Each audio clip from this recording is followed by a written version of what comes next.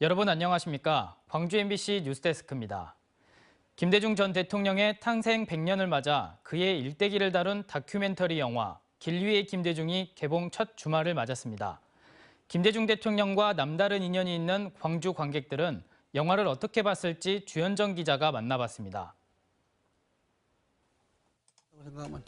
나이 지긋한 관객은 먹먹해진 가슴을 주체하지 못했고 저는 그 김대중 선생님의 그 삶을 평상시보다 잘 알았고 지금 가슴이 먹먹해서 제대로 말할 수가 없네요. 붉어진 눈시울로 상영관을 나온 관객은 우리가 왜 여전히 김대중을 기억해야 하는지를 말합니다. 다 말하고 싶어요. 우리 광주 시민들이 얼마나 민주화를 위해서 싸웠는지, 우리 김대중 님이 진짜 대단한 사람이라고 생각해요. 대한민국 현대사의 상징과도 같은 고 김대중 전 대통령. 갖은 고난과 역경 속에서도 좌절하지 않고 언제나 민중과 함께 역사의 길 위에 서 있던 김 전 대통령의 일대기를 그린 길 위의 김대중이 개봉 첫 주말을 맞았습니다. 오직 민주주의에 대한 신념으로 모진 탄압을 이겨냈던 그의 삶은 여전히 시민들에게 깊은 울림을 줍니다. 대통령 이후에 그것만 저는 이제 각인을 하니까 그 이전의 삶은 잘 몰랐잖아요. 책도 몰랐고. 근데 이 영상을 보면서 내가 몰랐던 어떻게 치열하게 살아왔구나. 아직 영화를 접하지 못한 젊은 세대도 마찬가지입니다. 생전 만나 뵙지는 못했지만 이제 그분의 발자취를 많이 봐왔고 그걸 이제 간접적으로나마 이제 겪어보는 기회가 될 것 같아서 언젠가 영화를 한번 보도록 하겠습니다. 16년 만에 광주를 찾아 5월 영령 앞에 눈물로 참배하는 김대중의 모습으로 영화를 마무리한 민한기 감독은 광주는 이 영화의 또 다른 주인공이라고 말합니다. 김대중 대통령에게 어떤 계속해서 앞으로 나갈 수 있는 힘을 줬던 거 아닌가? 그들의 열망이 뭐 이런 것들을 표현하고 싶었던 것 같아요. 근데 김대중 전 대통령이 서거한 지 15년이 지났지만 오늘도 그의 정신은 깊은 울림이 되고 있습니다. MBC 뉴스 주현정입니다. 정부가 전남과 경남 등 남부권 5개 시도 관광자원 개발에 본격 나섭니다. 전남에만 56개 사업에 1조 3천억 원이 투자되는데 새로운 관광자원이 개발될 것으로 기대됩니다. 박종호 기자가 취재했습니다. 아름다운 일몰을 볼 수 있는 목포 구등대, 섬의 생김새가 소의 멍에에 해당된다는 뜻의 강진 가우도, 전라남도는 수많은 천혜의 관광자원을 보유하고 있습니다. 정부가 앞으로 10년간 약 3조 원을 투입해 남부권 광역관광 개발에 나서기로 했습니다. 부산과 울산, 경남과 광주, 전남으로 이어지는 남해안 5개만을 중심으로 남부권 관광의 경쟁력과 지속 가능성을 높인다는 구상입니다. 전남에는 22개 시군마다 특색 있는 관광 사업을 발굴해 10년간 1조 3천억 원을 쏟아붓는 대형 관광 프로젝트가 추진될 예정입니다. 작년 12월 22일 통영에서 문체부 장관과 5개 시 도지사가 만나 총 3조 원 규모가 투입되는 남부권 광역 관광개발 사업을 확정 발표했습니다. 올해부터 4년 동안 하루 더 머무르는 남해안을 목표로 6,376억 원이 투입되고 해남의 대규모 수상 공연장과 강진 가우도에는 빛의 숲 관광 갤러리 등이 조성될 예정입니다. 2, 3단계는 2028년부터 2033년까지입니다. 목포 달리도와 완도 금일도 등 섬을 관광 자원화하고 갯벌과 숲을 관광 거점과 연결하는 플랫폼이 만들어질 전망입니다. 우리 도는 가장 많은 1조 3천억 원을 확보한 가운데 내년부터 33개 사업에 본격 착수합니다. 하지만 전라남도 역대 최대 사업인 만큼 해결해야 할 과제도 산적해 있습니다. 정부와 지자체가 50대 50으로 예산을 부담하는 만큼 지속적인 예산 확보가 관건. 또 50개가 넘는 사업의 예산 중복 투입 여부와 관광지 사이의 연계성도 마련해야 합니다. MBC 뉴스 박종호입니다. 광양시가 새해를 맞아 지역 경제의 한 축인 항만 활성화를 위해 5건의 항만 현안 사업을 정부에 건의했습니다.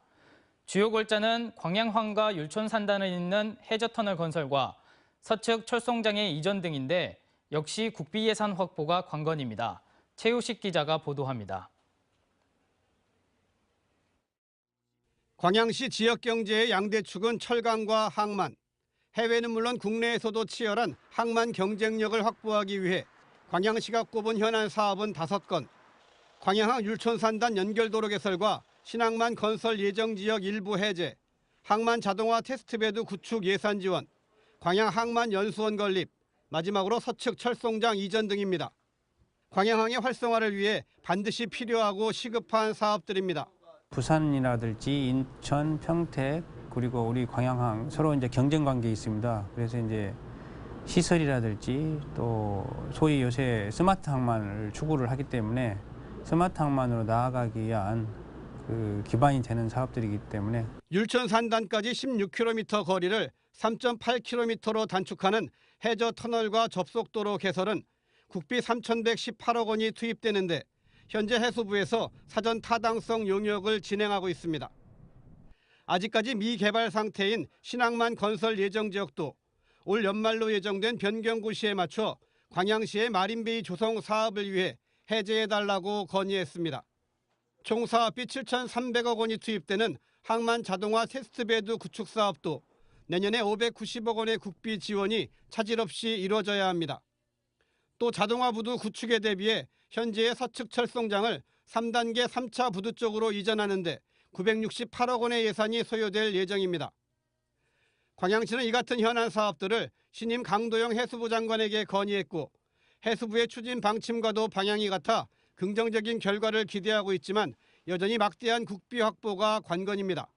이 규모는 굉장히 3천억짜리, 7천억짜리 이렇게 대규모 사업입니다. 그래서 그 예산을 적기에 지원받을 수 있도록 저희들이 국회나 또 정부 부처, 기재부 총동원해서 저희들이 예산을 받아올 수 있도록 노력할 계획입니다. 광양항의 활성화를 위한 정부 정책 반영과 국가 예산 확보에 광양시가 새해 연초부터 발빠르게 대처하고 있습니다. MBC 뉴스 최우식입니다. 미국을 방문 중인 김용록 전남지사가 미식의 도시 뉴욕에서 남도 음식을 선보이고 미주 지역 최대 한인마켓과 수출 협약도 체결했습니다. 전남도는 현지 시각 12일 뉴욕 미드타운에서 현지 문화예술계 인사와 유명 요리사, 인플루언서 등을 초청해 전남에서 공수한 재료로 남도김치 버물리기 행사를 여는 등 남도의 맛 홍보전을 펼쳤습니다. 김 지사는 또 미주 지역 최대 한인마켓인 H마트와 1,000만 달러 규모의 전남 농수산식품 수출 업무 협약도 체결했습니다. 오늘 새벽 4시 30분쯤 광주 서구 매월동의 한 교차로에서 70대 운전자가 몰던 차량이 오른쪽에서 오던 차량을 충돌한 뒤 정차해 있던 차량 2대와 잇따라 부딪혀 70대 운전자 등 3명이 부상을 입었습니다. 경찰은 70대 남성이 신호를 위반해 운전을 하다 사고가 난 게 아닌가 보고 정확한 사고 경위를 조사하고 있습니다. 광주 지역 2자녀 이상 가정에 제공되는 금융 서비스가 확대됩니다. 광주시와 광주은행은 최근 기존 아이사랑 카드를 다자녀 행복카드로 변경하고 병원 약국 20%, 학원 대중교통요금 10% 할인을 추가하는 등 카드 사용자들의 혜택을 확대하는 개편 업무 협약을 체결했습니다. 다자녀 행복카드는 광주에 거주하는 2자녀 이상 가구 중 막내 자녀가 미성년이면 이용 가능하며 오는 15일부터 광주은행에서 방문 발급 가능합니다.